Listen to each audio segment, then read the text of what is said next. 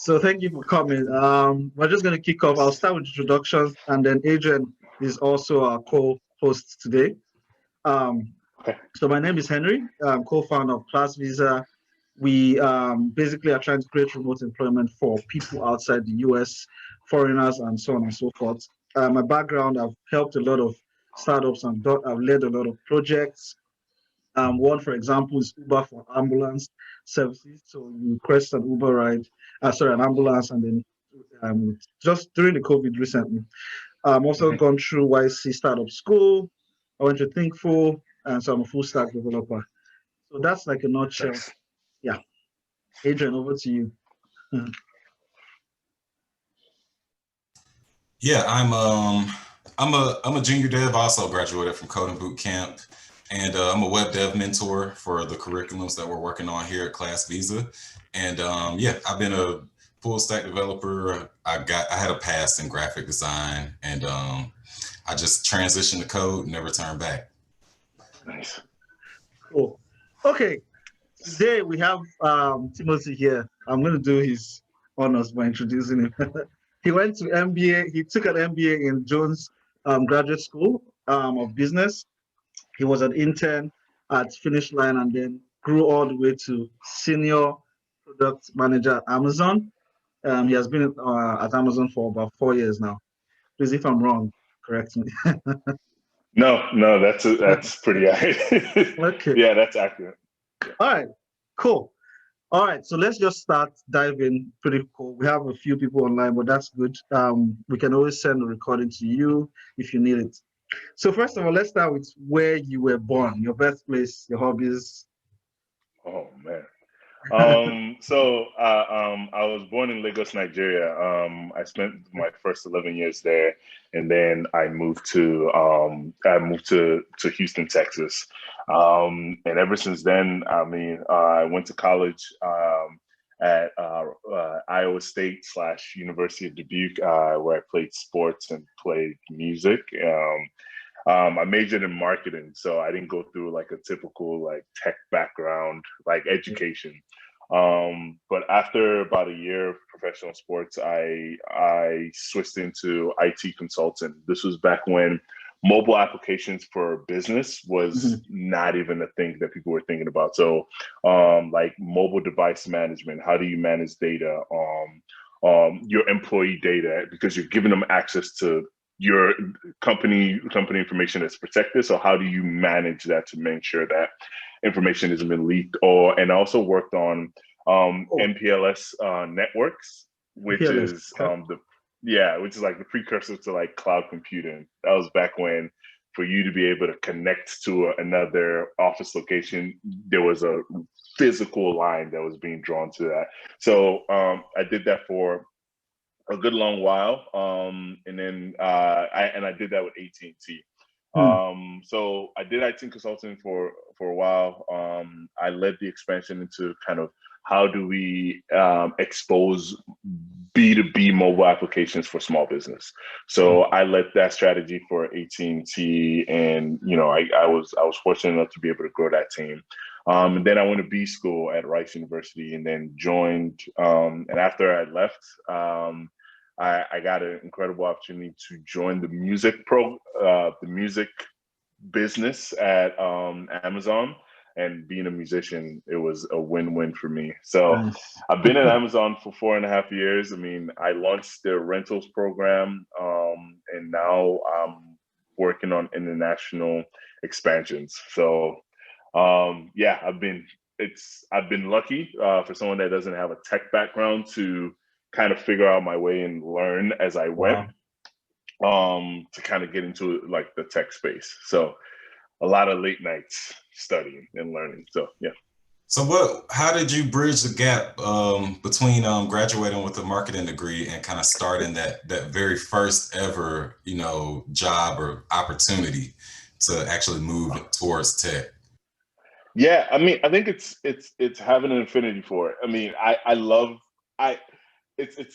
think back then tech wasn't really tech, right? I don't know if it was, but it just wasn't like product managers were not a thing. It was just developers. Like you had engineers and that was it, right? You're talking about maybe like the early 2010s. It felt like that weird phase Yeah, of everything. exactly. Yeah, like the 2010s was just, it wasn't really fully like, okay, there's a business aspect of tech yet. So I think I was lucky, right? So even joining AT&T, I didn't join AT&T to be an IT consultant. I joined AT&T to do business sales, and then I gave a presentation, and one of the VPs pulled me aside because I essentially just started rattling up numbers and like putting things together. He was like, "You should like get into systems architecture because it feels like you might have a feel for it." And there's not a lot of people that are coming out with a business degree that have a feel for it. So we need people that can talk business and have the ability to learn tech so they can bridge that gap. So that's kind of how I got into it. And obviously I had to ramp up on the tech side. And I felt more in love with the tech stuff because it's like, I can see it, you can move it. And this talks to this talks to this. And it's not about, it's less about like how I feel about what I'm saying right now. It's like Minority Report kind of. Sure, right? But like it's so that's kind of how, and that's how I got into it. And then from there, like tech is like growing so fast. So like it becomes less about what you learn in school. It's about what you're learning currently. How do you know? And a lot of it is leveraging engineers I work with. I pick their brains all day, all day.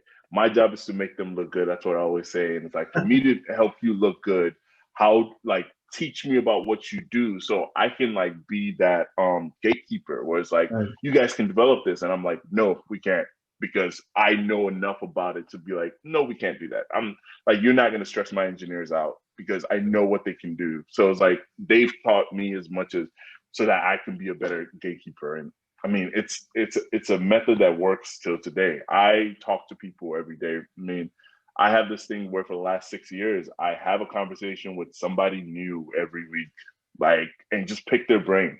And I mean, and they introduce me to, and it's like, you learn and you learn and you learn and you learn. So that's the only way I've been able to survive. Because otherwise, I mean, I had a marketing degree. What was I like? I have no business in tech.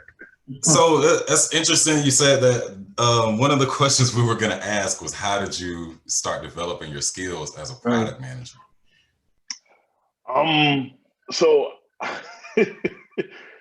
I just jumped in it, to be quite honest. When I first started product management, I can remember like the product requirement. I had the product requirement, the first product requirement document I wrote. It's absolutely atrocious. It's horrible. Wow. But I jumped into it. But I mean, throughout my career, I've done a lot of here's what we should do. I don't know how we're going to do it, but here's the business opportunity. So I am, because I go forth to like kind of the sales part. The marketing side is I sell the leadership team on it, and they're like, all right, here's your charter. Now go and hire the team to fill it. So that's where it's like, because I'm the owner of the charter, it really makes it easy for me to like, I can leverage that strength of the business side to like figure out my way on the product side. Yeah, the requirements were really bad, but I was lucky enough to kind of have a forgiving team to where they helped me. And I also took on mentors. I have several mentors on the product side. I have mentors on the tech side. I have mentors. So like, I'm picking their brain. I'm sending them to them like, hey, send me examples of what you've done in the past. And then I'm reading through that because there isn't ready knowledge out there. There absolutely is not. In my opinion. So you were kind of grokking it, asking questions, maybe just Googling stuff, kind of the traditional tech way. Yeah, exactly. No, I mean, I was yesterday. I literally was just. Google is my best friend. I'm even Excel. Like I've been using Excel for 20 years. I'm still Googling Excel stuff. Like it's the same thing. As you said this yesterday, I was listening to a podcast and the guy was like, he went through a coding boot camp. And then he was, he was going through the whole thing. He said he won't Google. He felt, professionals don't Google. And on the first day of his job, he asked the person who was, reporting to like, hey, I have a question, blah, blah, blah, blah. He's like, I don't know. Okay. He went to Google and he was like, what? The first day at work. So since then, he was like, no, Google is like your best friend, man. So no matter how good you are, everybody keeps learning. Yeah. I mean, because a lot of what we do now, even in tech, is we're trying to do things that are new, or we're trying to figure out like a new way of doing things. Right. So like somebody is also probably thinking about it, and there is no textbook on this. And by the time they print the textbook, it's outdated. So it's like you do need Google, and you do need to talk to people, and then you figure things out as you go. Like I jumped into it.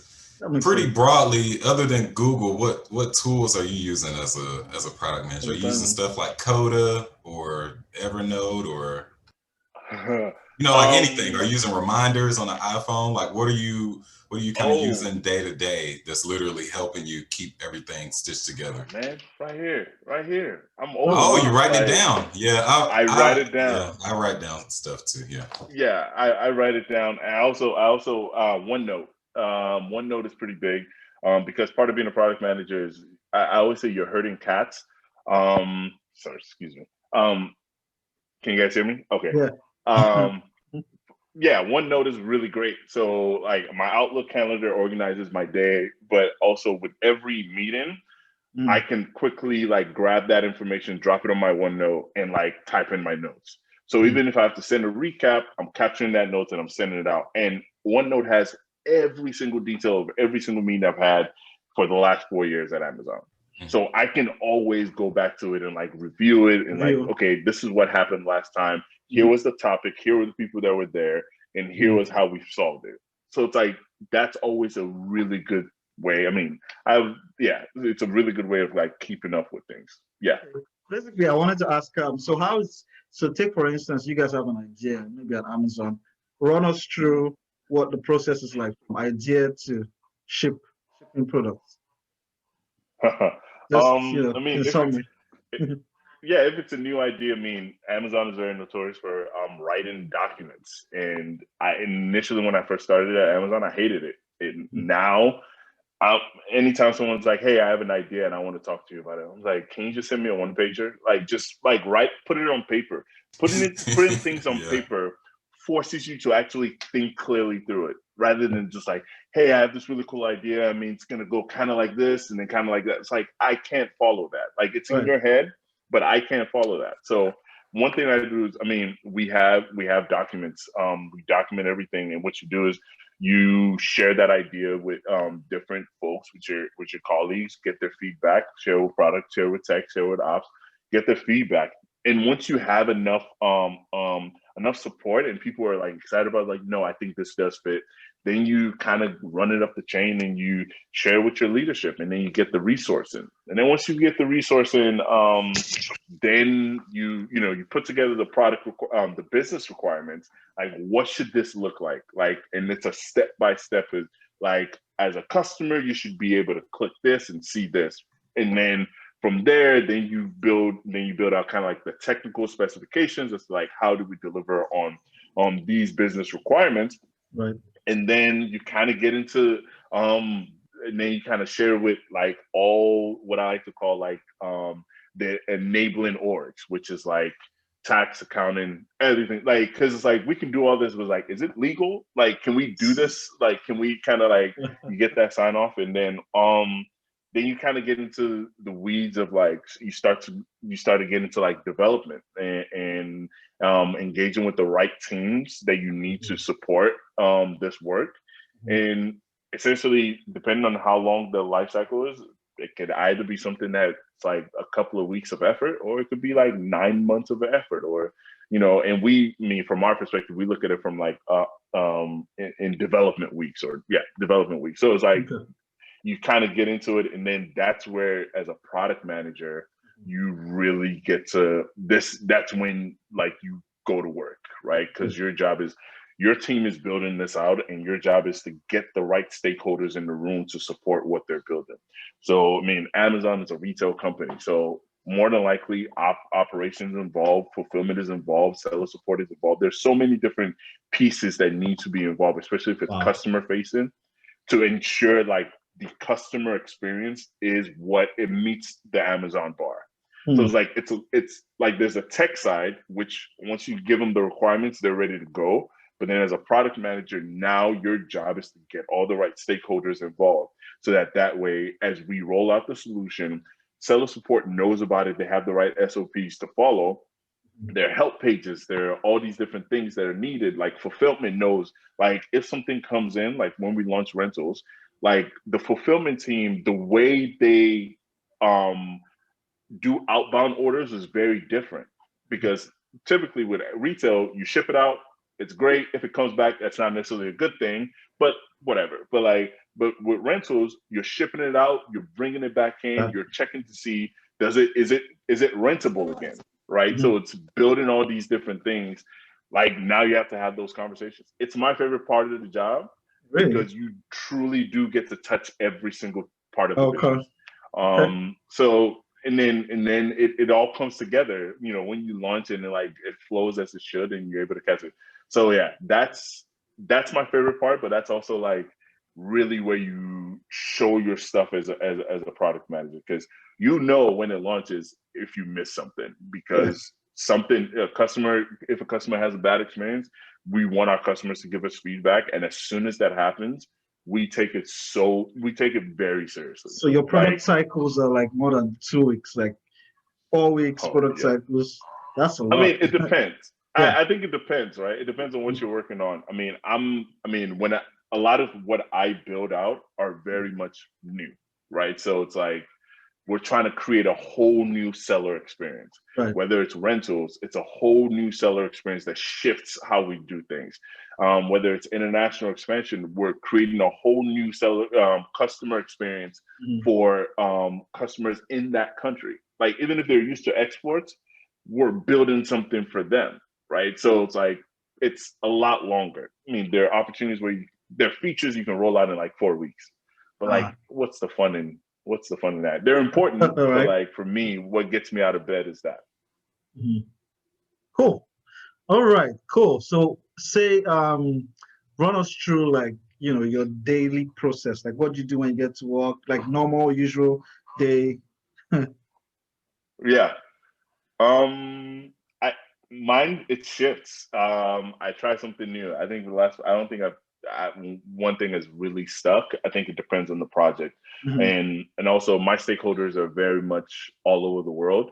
Yeah. So I can't have a set schedule. What I try to do is the first 3 hours of my day, I do probably a lot more. Sorry, I need to put my phone on do not disturb. I do a lot more. There's this blog I really like called fs.blog. It tries to compare between maker versus manager, because as a product manager, fs.blog. It's Farnham Street. Okay. It's just an interesting, great place to like read interesting things. But I have like make hours and then like manager hours. Make hours are like large blocks of time that allow you to like ideate, brainstorm, write documents, like uninterrupted time that nobody can bug you. And right. So I try to make that very early in the morning for me, because nobody else is up. So like those are the times where those are my make hours. And then after that, I really block out my days based on like where we are in our product life cycle. So you might have like, you know, business meetings or leadership meetings where you're providing updates and so on and so forth. And then actually towards the latter end of my day is when I have most of my meetings. At that point, like at that point, I have no creative juice in my head. So like those are the times where I do a lot of my tactical. So you sound like a morning person. No, I'm actually a late night person. I'm a late night person, but it's like those are the times to like really get tactical and like have those meetings and like try to like solve issues, because those meetings typically lead to actions that I need to take, or like, you know, or different things like that. And then you also have like blocks of emails where you have to go through our emails, but I have like 2 different blocks where I look at emails. Other than that, my Outlook is not even open. Cool. If you're just joining us, we're going to take question and answers at the end of the session. So just stay patient with us. We're just running through. Adrian, looks like you got something to say.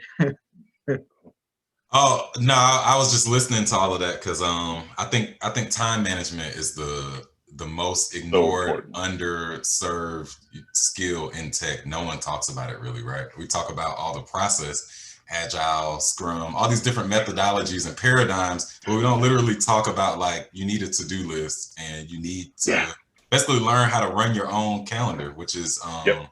it's not easy when you're already in the work environment for the first time. Hmm. You're just trying to figure stuff out. So yeah, Yeah. I 100% agree with what you're saying.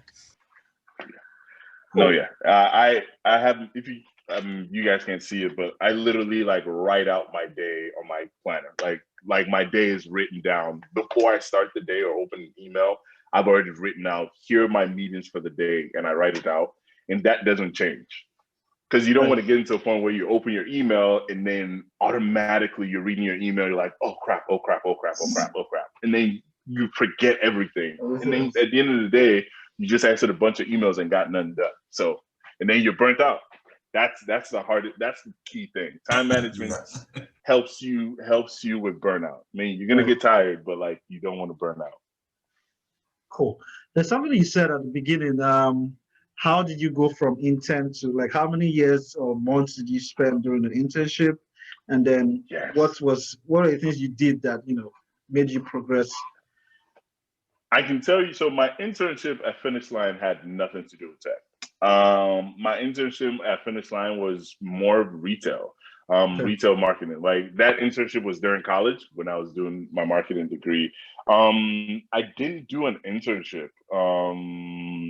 I think the only thing I did in business school was I did a capstone, where I essentially spent like 2 months with a company, and they gave me an issue, and I essentially put together a plan on how they solve it. It's just very similar to what the interns at Amazon do, right? You come in for a couple of months and you get a project. We have this big hairy issue, and your job is to like put together documents to this is how you solve it. Wow. So I think that's the intern experience, right? And then you put together essentially a 6-pager, which is more of a 20-pager, but 6-page narrative on like, here's the problem, here's what they've researched, and here are the proposed solutions, and then providing the recommendation. How long is so the like internship? That's like at Amazon? Well, I've from like the B school, like the MBA internships are 3 months. It's over the summer. Okay. Yeah, it's over the summer. Yeah, it's over the summer. Do they also have apprenticeship, or it's just internship, like apprenticeship programs? No, Microsoft has an apprenticeship program. I don't know if Amazon has an apprenticeship program. It doesn't sound like something that it was. Okay. Yeah. Cool. Okay, Adrian, do you have any other question? Yeah, I'm new to the product management world. So what advice do you have for people that want to be product managers, engineers that'll be working with product managers for the first time, maybe like people that have just worked on smaller teams, so maybe they don't have a product manager at all, they're just working with the VP of development or something. What advice would you have to kind of stay engaged? Because with all the meetings and things, people can kind of get detached from the social aspect of the work that it takes to like get those ideas and get the work done. So like, what advice do you have to just be able to keep up and like stay engaged with the pace of how everything moves? Honestly, first thing is get a PM interview book.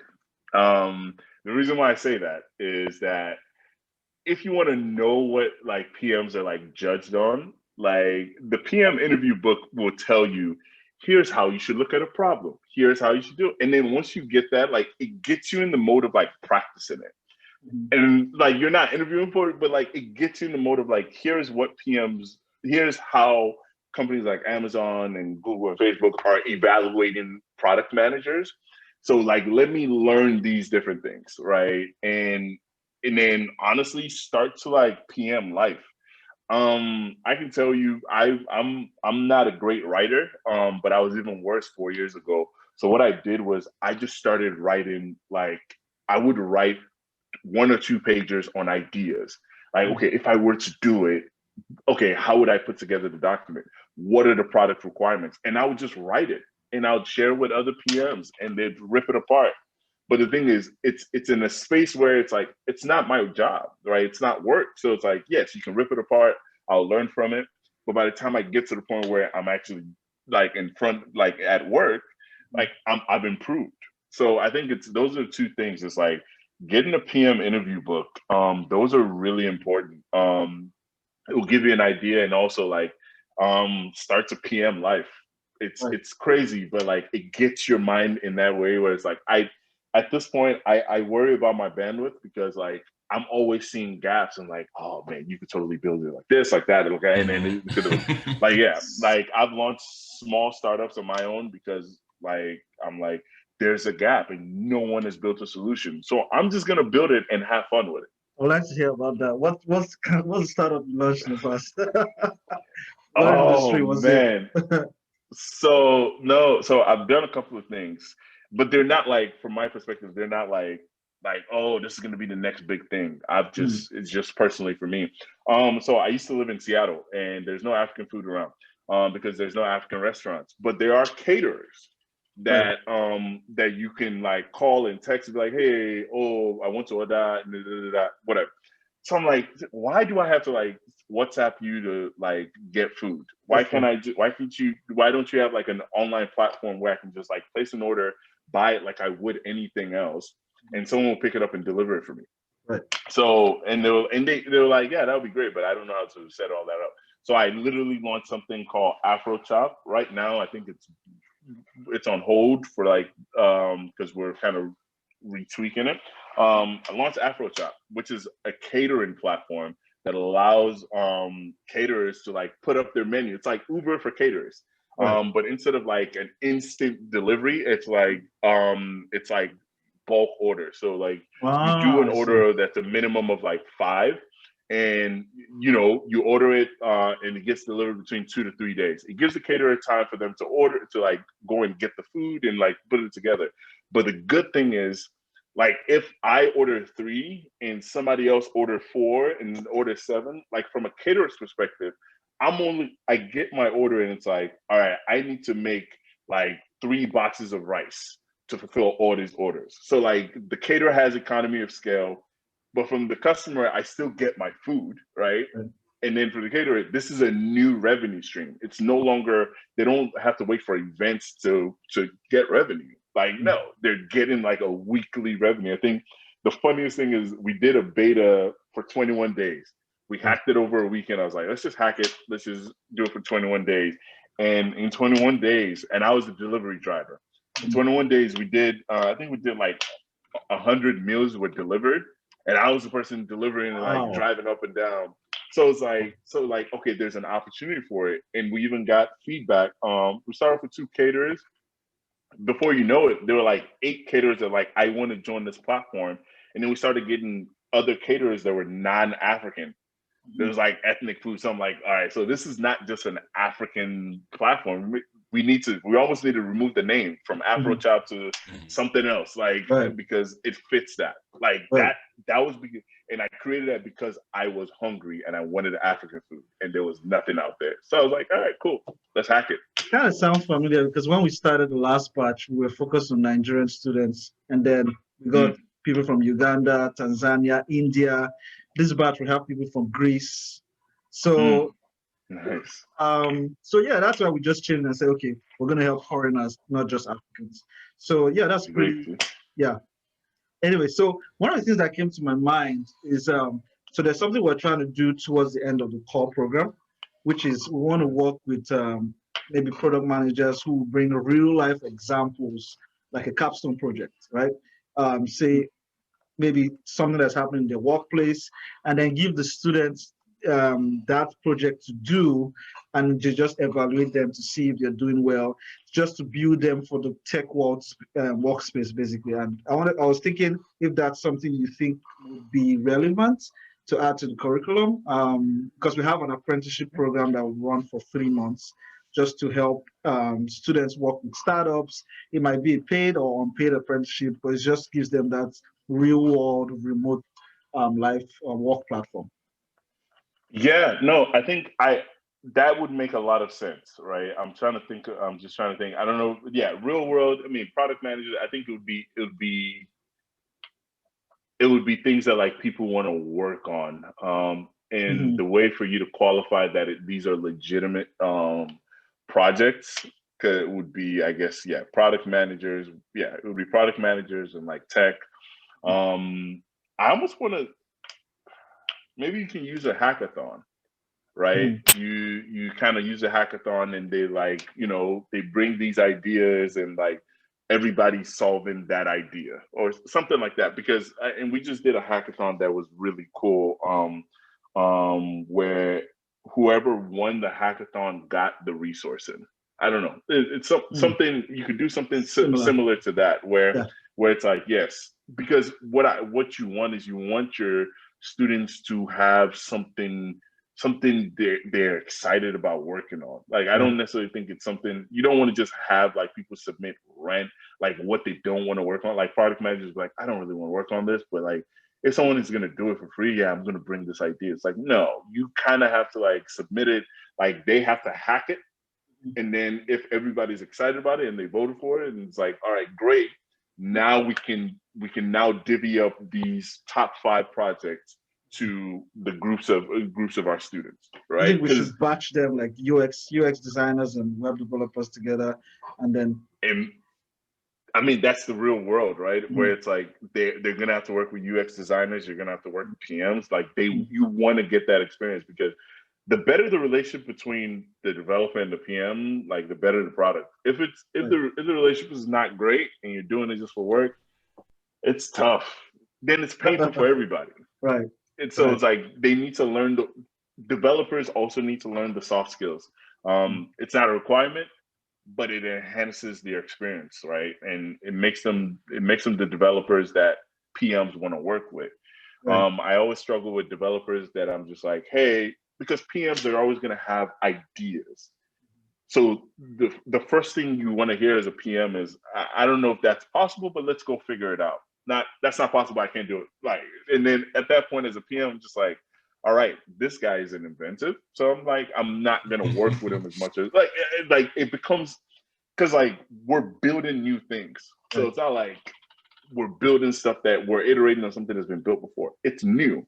So Mhm. there's probably no tech solution for it. So like That's let's true. figure it out together. And like Together. I feel like everybody needs to learn those skills Mm, because at the end of the day, it's all about dollars and cents. Like we need to move the needle. Like, yes, we're all about getting the right people engaged, but mm. like if it makes no money, I No mean, point. yeah, people vote with their money.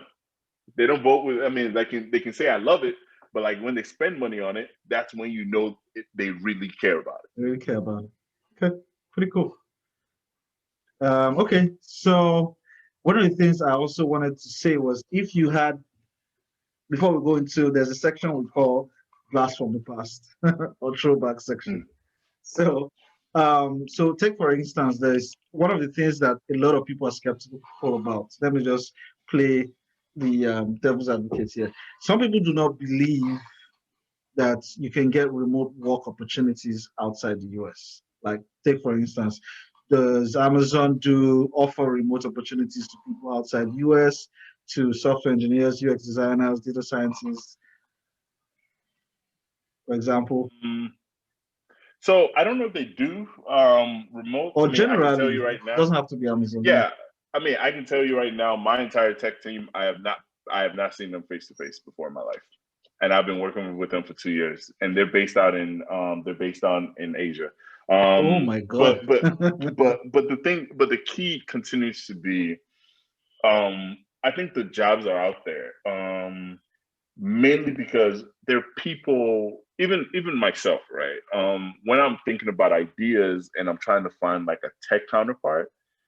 I would be excited if I could find someone that was like in Nigeria. I'm very Afrocentric and Afro everything because like I mean I grew up there, so I have a very I have an attachment there, and so but it's like I don't like how do I vet them? How do I Right. even know who's who? And it's like that's the barrier. I don't necessarily think it's Is it possible to do it? Yes, but like, am I going to risk my project on someone that's I don't know if they're how do I know their quality work? Right, yeah. So I do think, and especially in the world that we're in now, where the world is going to become a lot more remote, it's becoming more globalized, and then with the unfortunate instance of like the global pandemic, I haven't been in the office for I don't know almost a Maybe, year yeah. now. So it's like it really opens up the doors to like we all don't have to be in the same room, right?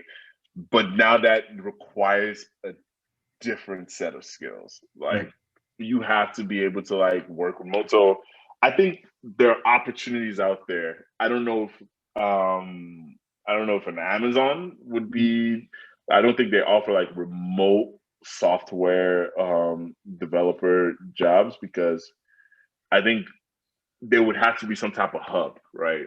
Like, so even if I know I think AWS is in South Africa. I think we have there's little places popping up. Like where I work, they're hiring in Cape Town, most definitely. Yeah. Exactly. Hey, Exactly. So I think those like if they can be clustered, then great. But the thing is like just one remote software developer, it's like how do you provide enough support for him or her in that space? I see. Okay, so like a hub is required. Okay, that makes sense. Yeah, just so that there's enough support for them because like I'm in Texas now, but technically I'm supposed to be in Seattle, but I'm in Texas. But the only reason why I was able to move to Texas is because there's an office here. So if I ever need anything, I can go into that office. But if there's a remote developer and there's no support around him or her, like it's really hard for you to support them to do their job. Like, and you want to support your employees to get their job done the best way they can. That's what it is. I also think, we're certainly predisposed to certain time zones too, right? Like being in Asia, if you're in a certain spot, whether you're working for a company or freelancing, if you're in like Thailand or Vietnam, you almost have an advantage. But I think the challenge, like one of the reasons I'm volunteering with Class Visa is if like we start producing developers and designers that are just as capable, we can make the shift and we can say, all right, we're not going to live around, that time zone that's over in Asia and Central Europe anymore. We're going to move it and shift it so that we can accommodate people in Africa too. So I think, I think as a collective, we can definitely kind of like drive that. Make it happen. No, yeah, I agree. Okay, cool. Let's go into this is the favorite part. So I'm gonna go first, and Adrian will go after me. So it's called the throwback section. So basically, I'll ask a question, and then you answer, and then Adrian goes, and I go again. I think it's about 4 of them. Okay, so what was your first project about? My first project ever. My first project ever. Ever? Ever. Jesus Christ. Like, are we talking about like, are we going as far as back as like when I was a child, or are we talking about like in the professional? The professional, like capstone project, whatever. Jesus Christ. I'm trying to think. I can think about it, but I can't remember the details of it. Yes, I remember now. All right. My first project ever.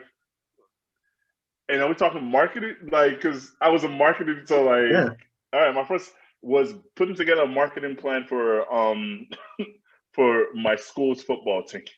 It's horrible.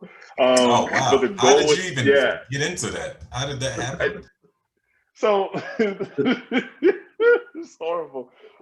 So it was my last marketing. No, it was my junior year. So it was like, all right, how do we drive more people to come to football games? So we put together. I was like, well, you gotta highlight. People have to come watch. Like if I engage with people individually, like if I have somebody to come and watch, I'll come. right? Right. So like, how do we put together a plan that like takes the helmet off a football player? So like, you see a face, you're like, oh, I know that guy. Like, that guy's funny. So we did we did a lot of cool things where we did like, I feel so old, like social media viral videos where we showed the football players doing crazy stunts. So there was one where this I don't know how they allowed us to do it. We did one where someone would drive. I don't know if everybody's familiar with like Kobe Bryant, rest in peace, but like he did this thing where he jumped and someone drove underneath him and landed. So we like replicated that. We did a video of like this guy squatting 700 pounds. We did a couple just radical stunts where our quarterback was like, was trying to hit an upright with his pass, or like he would throw a ball and then try to hit the ball with another ball. Oh wow. And we essentially said like, "Are you 300?" Because it was the mascot was the Spartans, so it was like 300 the movie. So it's like, "Are you 300 enough?" Ha ha ha ha. So it was just like, we like released it like every week. It was like, oh, what's the stunt next? And that was like if Nike and Steve-O collaborated on a marketing plan. Pretty much so. Pretty much. It's so poorly edited. Oh God. Yeah, it's horrible. And some of the stunts were not believable because some of them were just fake, right? Just not believable. Yeah. But that was my first project. That was cool. Okay, Adrian, over to you. I'm gonna ask the one I want to ask. What's the worst advice you've ever received, and what's the best advice you've ever received? What's the worst advice? Oh, the worst advice I've ever received is you only need 4 to 5 hours of sleep. That's a lie. That is I hate. That's terrible advice, man. I hate this, and I hate this hustle. Like, if you're not waking up at 5 a.m. and going to bed at 3 a.m., you're not really working. I hate it. It's absolute trash. Like, you need 8 hours of sleep for you to be able to think clearly. Right. And if you don't get your 8 hours of sleep, and I struggle with this, like I try to get 8 hours of sleep. I probably get more like 6, but like there's a difference between when I get 8 hours and my ability to think through issues than when I get 4. Like, I'm useless with 4. That's the worst advice. The best advice I've ever gotten was the rules don't apply to us. And it was said in a social setting that was a joke, but it makes so much sense to me, because we tend to live in a world where it's like, well, this is how it's always been, or, well, the job description states that you need to have this, this, and this. I don't have that, so I can't do it. It's like, no, the rules don't apply to us. Granted, when we talk about the rules, the law applies, of course. Don't break the law, don't go to jail. Like, but the thing is, like, in general, kind of taking the mentality of the rules don't apply to us allows you to move boldly and try things that typically you wouldn't do, or challenge the norms. And that has made a big difference in my professional career, to where it's like, well, we've always done it this way, or, Amazon is a retail company, we don't do rentals. Yeah, the rules don't apply to me. Like, so it's like, I'm going to write the paper, and the worst you're going to say is no. Like, all right, cool, great. If I believe enough in it, I'll go do it a startup, and then you can come and buy me after I've the rules don't apply. So those are the two ones. Those are big statements coming from someone that works at Amazon. I hope everyone's paying attention. I mean, I agree with what you're saying, because sleep is important. And, I tell people that all the time. Is like, break the rules or bend the rules. In terms of like applying for jobs, even I say, if they posted that job application and the recruiter's name is listed on LinkedIn, they gave you a green light. Right. So, email them, message them, call them, get in contact. If you really want the role, if you really feel that strongly about it, it's like, think outside of the bounds of what we would typically do, and just, your imagination. Kind of like just letting your imagination kind of come back to the forefront. Because I think as adults, we kind of suppress that side of us, that, that rebellious, idealizing side of us that's like, all right, let me just cook up an idea and try it, even if it fails. Exactly. Yeah. Exactly. And that's my whole thing. Like, My goal is like, let's just hack it and see what happens. Worst case, it doesn't work. We throw it out. Fine. Great. Yep. Okay. Awesome. As you guys talked about, these rules don't apply. It's successful people think alike, and as Schwarzenegger, that's one of his rules. It's like rules don't apply to me. Yeah. Okay. Thank you guys for waiting. I think that would be the final one.